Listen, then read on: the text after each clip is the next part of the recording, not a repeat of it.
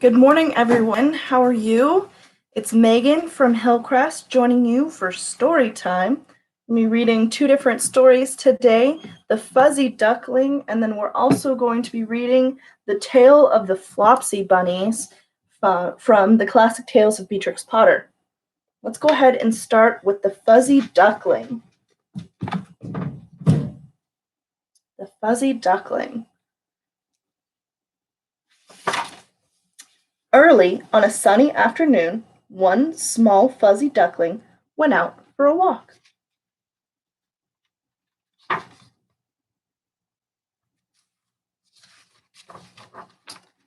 She walked by herself for a while, but then she began to feel lonely. It would sure be nice to have someone to walk with, she thought to herself. So the fuzzy duckling decided to find a friend. Up ahead she saw a big open field. I'm sure I'll be able to find someone there, thought the duckling.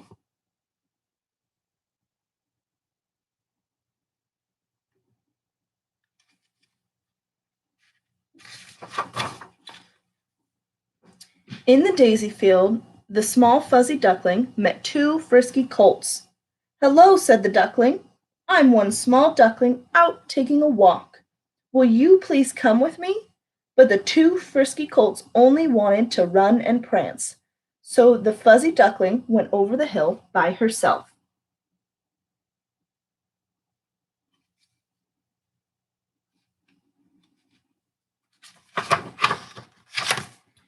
On the other side of the hill, she found three spotted calves resting beneath a big maple tree. Hello, said the duckling. I'm one small duckling out taking a walk. Two frisky colts are running in the field. Will you please come with me? But the three spotted calves only wanted to rest in the shade, so the duckling went on by herself.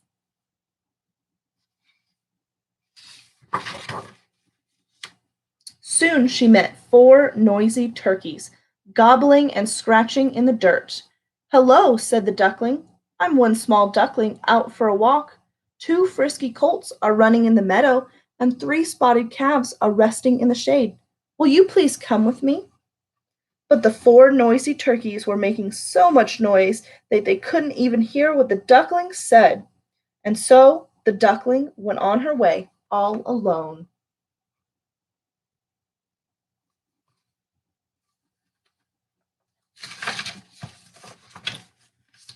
Farther ahead, she saw five great white geese pecking at grain, stretching their long necks and flapping their broad wings.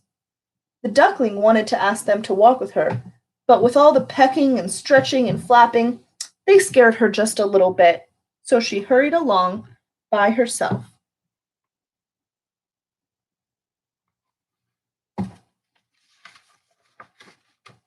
Who will come for a walk with me? Wondered the small fuzzy duckling. Walking by myself is nice, but if I had some friends for company, it would be nicer still. By and by, the little duckling came to the top of another hill, and she looked all around. Far below, she saw a meadow, and, in the meadow, she saw some animals. They were too far away to tell what they were, but the duckling decided to go and see.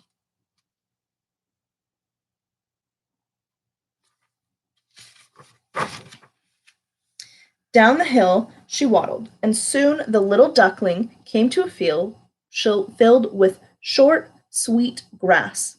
Nibbling the grass were six lively lambs with thick, woolly fleece. I'm one small duckling out taking a walk, she said to the lambs. Two colts are running in the meadow, three calves resting in the shade, four turkeys are making noise, and five geese are being scary. Would you like to take a walk with me? Sure, said the lambs. Let's go. But just then a sheepdog came and gathered the lambs in with the rest of the flock. The fuzzy duckling was left behind, and so, once again, she went on by herself.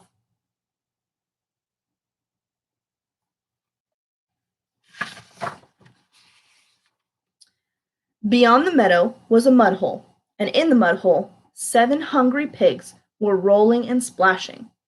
The fuzzy duckling took a deep breath. I'm one small duckling out taking a walk. Two colts, three calves, four turkeys, five geese, and six lambs won't walk with me. Will you?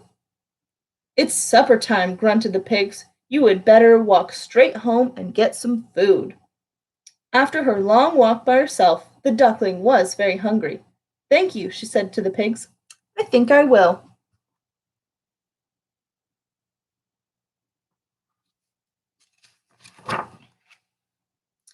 But which way was home? As the duckling stopped to think, along came 8 playful puppies. The duckling forgot all about supper. Hello, said the duckling. I'm one small duckling out taking a walk. Two colts, three calves, four turkeys, five geese, six lambs, and seven pigs all have other things to do. Will you take a walk with me? We'd love to, said the playful puppies, but we're on our way home now. Come along if you like. But the duckling went on by herself.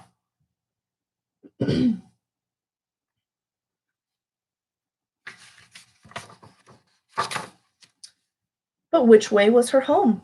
The duckling was lost. She couldn't remember where she had come from or how far she'd walked. The little duckling stood absolutely still. She hoped that she might hear some small, familiar noise that would lead her home.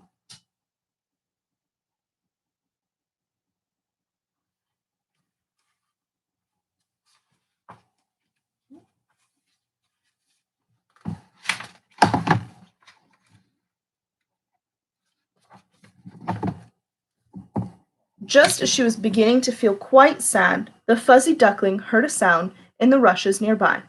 Quack, quack, quack! Out waddled 9 fuzzy ducklings and one big mother duck. Hooray! Said the mother duck. This is our lost baby duckling. Come with us, called the other ducklings. We're going home for supper.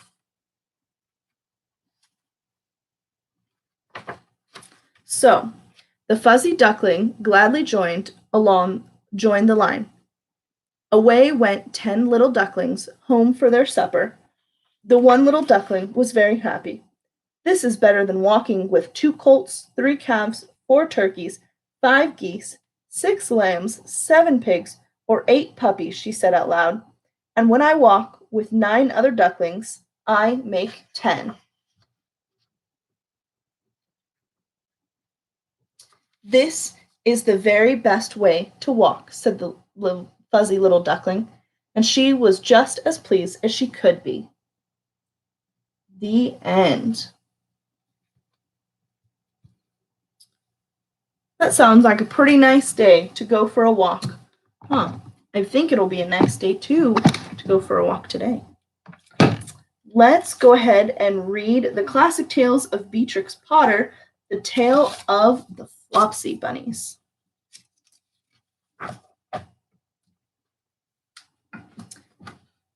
It is said that the effect of eating too much lettuce is sporific. I have never felt sleepy after eating lettuce, but then I am not a rabbit. They certainly have a very sporific effect upon the Flopsy bunnies. When Benjamin Bunny grew up, he married his cousin Flopsy, and they had a large family, and they were very improvident and cheerful. I do not remember the separate names of their children, and they were generally called the Flopsy bunnies. As there was not always quite enough to eat, Benjamin used to borrow cabbages from Flopsy's brother, Peter Rabbit, who kept a nursery garden.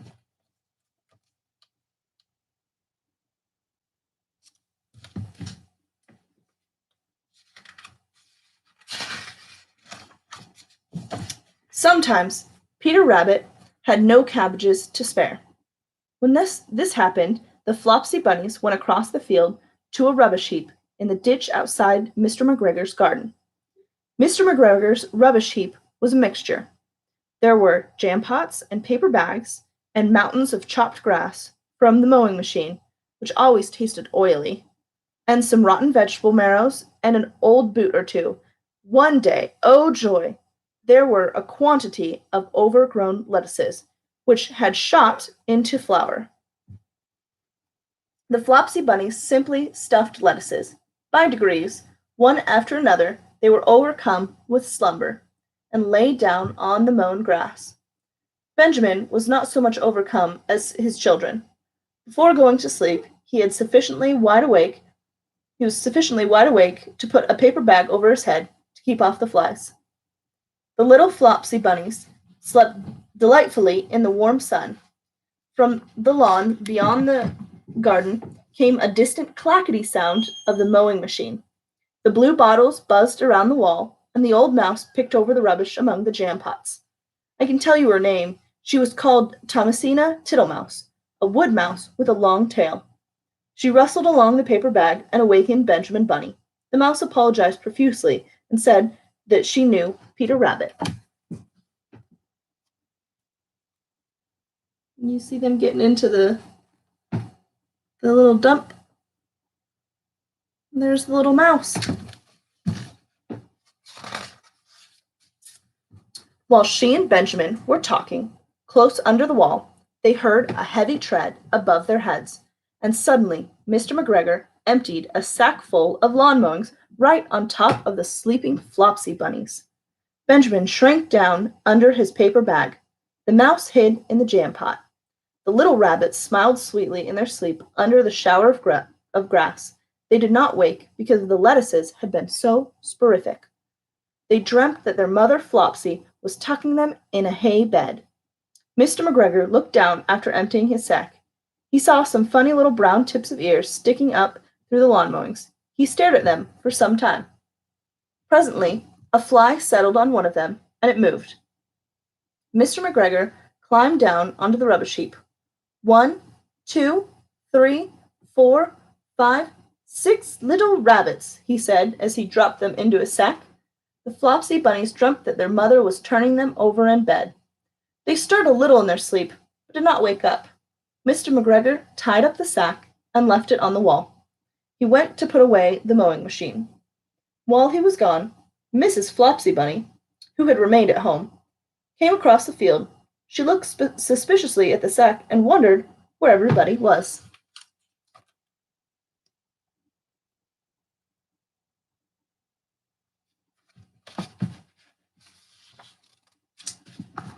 Then the mouse came out of her jam pot, and Benjamin took the bag off of his head, and they told the doleful tale.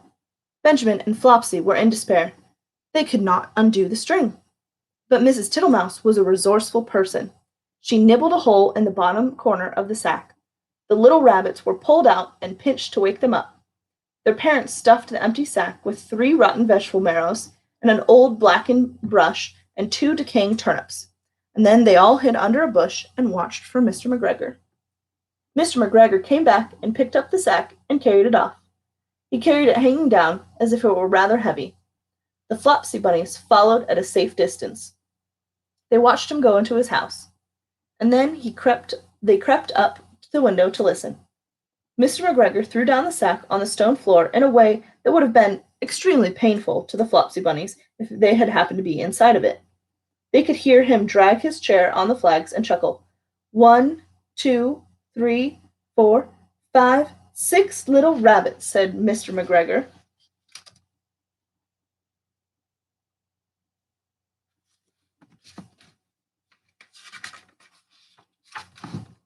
Hey, what's that?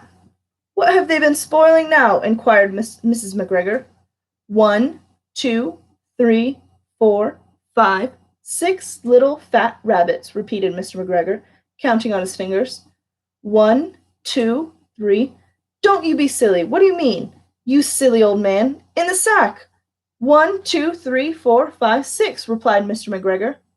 The youngest Flopsy Bunny got up on the window sill. Mrs. McGregor took hold of the sack and felt it. She said that she could feel 6, but they must be old rabbits, because they were so hard and all different shapes. Not fit to eat, but the skins will do fine to line my old cloak. Line your old cloak, shouted Mr. McGregor. I shall sell them and buy myself a baccy. Rabbit tobacco, I shall skin them and cut off their heads. Mrs. McGregor untied the sack and put her hand inside. She felt the vegetables, and she became very, very angry. She said that Mr. McGregor had done it on purpose.